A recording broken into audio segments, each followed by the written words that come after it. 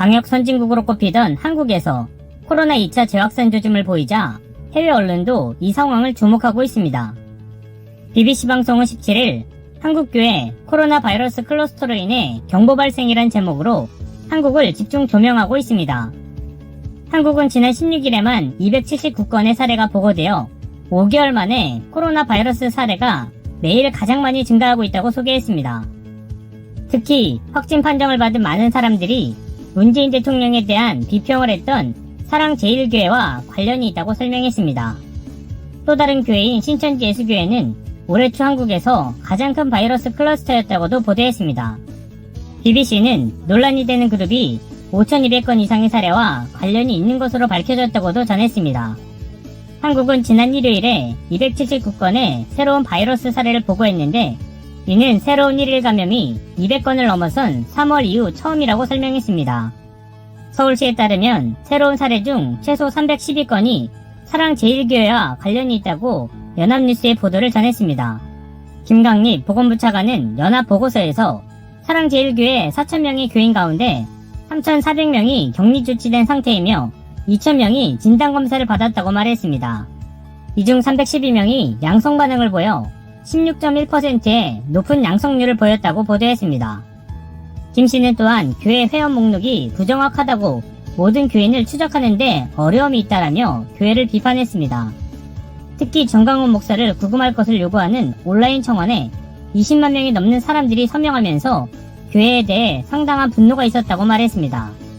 BBC는 문 대통령이 신천지 교회와 연계된 클러스터 이후 바이러스 퇴치의 가장 큰 도전이라고 말했다고 전했습니다. 이만희 신천지 교회 지도자가 이달 초 체포된 사실도 전했습니다. BBC는 서울에 기반을 둔 교회 자체에 대해서는 그다지 알려져 있지 않지만 정강훈 목사에 대해서는 훨씬 더 많이 알려져 있다고 보도했습니다. 그러면서 63세의 그는 수년간 정부의 노골적 비판을 해왔으며 서울에서 여러 번의 반정부 집회를 주도한 것으로 알려졌다고 설명했습니다. 문 대통령은 집회에서 전 목사를 쫓아온 교인들을 불러냈다며 이는 국민의 생명을 위협하는 용서할 수 없는 행위라고 말했습니다. 코리안 헤럴드에 따르면 전 목사는 올 초 집회에서 추종자들에게 병으로 죽는 것이 애국적이라고 말하면서 집회에 참석하면 병에 걸린 사람들은 치유될 것이라고 덧붙였습니다. 전 목사는 문 대통령을 북한의 스파이라고 부른 뒤 올해 초 명예훼손 혐의로 기소됐다는 연합의 보도를 전했습니다. 서울시는 지난 일요일 자가격리 규정을 위반하고 바이러스 확산을 억제하려는 당국의 노력을 방해한 전 목사에 대해 조치를 취할 것이라고 밝혔습니다. 실제 17일 정강훈 목사는 코로나19 확진 판정을 받았습니다.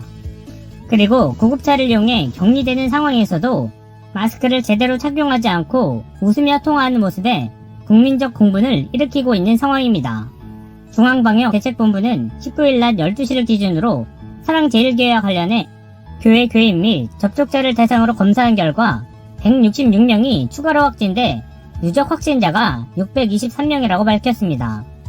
더욱이 이 교회와 관련한 집단 감염은 다른 종교시설과 직장 등을 통해 N차 전파가 지속하고 있는 상황입니다. 한국은 현재 실내 모임은 50명으로 야외 모임은 100명으로 제한하고 있습니다. 다른 주요 외신들도 한국 상황에 주목하고 있습니다. 주요 외신들은 사랑제일교회를 중심으로 코로나19가 크게 확산한 것을 보도하며 정강훈 목사가 코로나 방역 모범국인 한국에 죄를 뿌렸다고 평했습니다. LA타임즈는 정강훈 목사가 이끄는 교회가 인구 1천만임에도 대규모 감염 사태를 막았던 서울을 위기로 몰아넣고 있다라며 한국이 그동안 사람이 붐비는 사무실과 식당, 특히 대형 교회에서 발병이 일어나지 않도록 분투했다고 전했습니다. 미 매체 뉴욕타임즈는 전날 올라온 기사에서 전 목사에 대해 상세히 소개하기도 했습니다. 이 매체는 전 목사는 최근 몇 달간 서울 중심부에서 열린 반문재인 시위의 배우였다며 도발적이고 근거 없는 주장들로 가득 찬 열성적인 연설을 하는 인물이라고 보도했습니다. 미국 월스트리트저널은 같은 날 올라온 기사에서 최근 한국 코로나19 확산과 사랑제일교회와의 관련성으로 인해 지난 수개월간 성공적이었던 한국의 방역 작업이 무력화됐다라며 코로나19 2차 파동을 경계해온 한국 보건당국 사이에서 우려가 나온다고 전했습니다.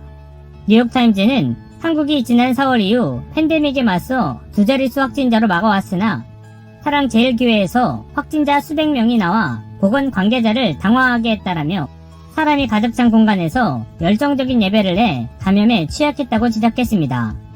이어 한국보건당국은 종교의 자유를 침해한다는 비난을 받을까봐 교회를 고위험시설로 지정하길 꺼려왔다라며 사랑제일교회 이전에도 교회에서 소규모 확진자가 계속 발생했다고 덧붙였습니다.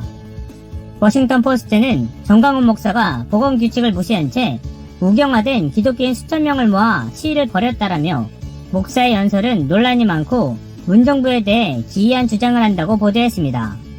미국 공영라디오 NPR은 지난 5개월 동안 코로나19를 통제했으나 최근 대규모 발병 위기에 직면했다면서 이번 발병은 사랑제일교회를 중심으로 확산하고 있다고 전했습니다. 이어 한국은 봉쇄하지 않고 공격적인 검사와 추적을 통해 발병을 막아 국제적인 찬사를 받았으나 몇 개월 만에 극적인 반전이 일어났다고 말했습니다. 블룸버그는 한국의 재확산은 세계적인 민주적 방역 모델로 여겨지는 나라가 통제력을 잃고 있다는 우려를 일으키고 있다라며 전 세계적으로 많은 사람이 모이는 종교에서 바이러스를 통제하기 어렵다는 것을 보여준다고 지적했습니다. 한편 자선사업가이자 팬데믹 전문가인 빌 게이츠 마이크로소프트 창업자가 한국의 방역 정책에 호평을 보냈습니다. 게이츠는 20일 이코노미스트가 공개한 화상 인터뷰에서 진행자가 신종 코로나 바이러스 감염증에 특별히 잘 대처한 국가나 놀라울 정도의 수준을 보여준 나라가 있는지를 묻자 한국을 가장 먼저 거론했습니다. 그리고는 미국의 코로나19 확산이 통제불능 상태로 빠져버린 데 대한 이유를 설명하는 과정에서도 한국을 모범으로 재차 거명했습니다. 그는 미국과 달리 한국 정부는 민간 기업들을 동원해 방역을 전속력으로 끌어올렸다고 높이 평가했습니다. 그는 코로나19 영향을 받은 국가들 사이에서도 극적인 차이가 났다라며 한국은 일부 감염이 발생했지만 접촉자 추적과 방역 지침에 따른 행동 변화에 매우 진지하게 접근했다고 설명했습니다. 그러면서 그 덕분에 한국이 확진자나 희생자 수에서 매우 낮은 숫자를 유지할 수 있었다고 강조했습니다. 다만 게이츠의 이번 인터뷰는 한국에서 교회발 집단 감염이 시작되기 전 이루어졌습니다. 도널드 트럼프 미국 대통령 역시 19일 미국의 신종 코로나 바이러스 감염증 대응을 자찬하면서 한국의 재확산을 거론하며 한국이 이를 해결할 수 있을 것이라고 말했습니다. 트럼프 대통령은 이날 백악관 언론 브리핑에서 연방정부가 코로나19를 물리치기 위해 정권을 활용한 결과 지난주 신규 확진자가 크게 줄었고 전체 시상자 중에서 44세 이하 비중은 2.7%에 불과하다고 말했습니다. 이 과정에서 뉴질랜드에 대규모 발병이 있었다거나 유럽보다 미국 치명률이 낮다고 전하며 우리는 믿을 수 없는 일을 해왔다고 평가했습니다.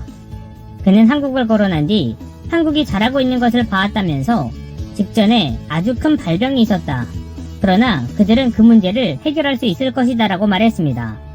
당초 두 자릿수대였던 한국의 코로나19 신규 확진자 수는 지난 14일부터 세 자릿수를 기록하면서 일주일간 확진자가 1,500명을 넘어서는 등 재확산세가 뚜렷합니다.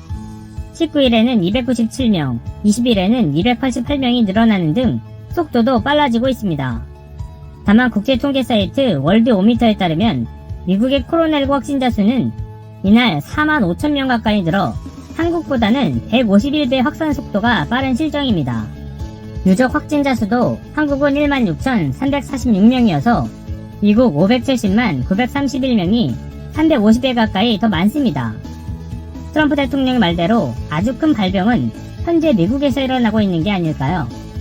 그는 미국의 검사 수가 한국보다 훨씬 많다고 강조하거나 한국의 희생자 통계에 의문을 제기하는 등 한국을 빗대거나 인용해 미국의 대응이 성공적이라는 식으로 주장한 바 있습니다. 이제 전 세계가 한국의 방역을 끝까지 모범으로 삼을 수 있도록 진단검사와 방역 수칙을 모두 잘 지켜 이 전 세계적 위기를 잘 극복해 나갈 수 있기를 기대해봅니다.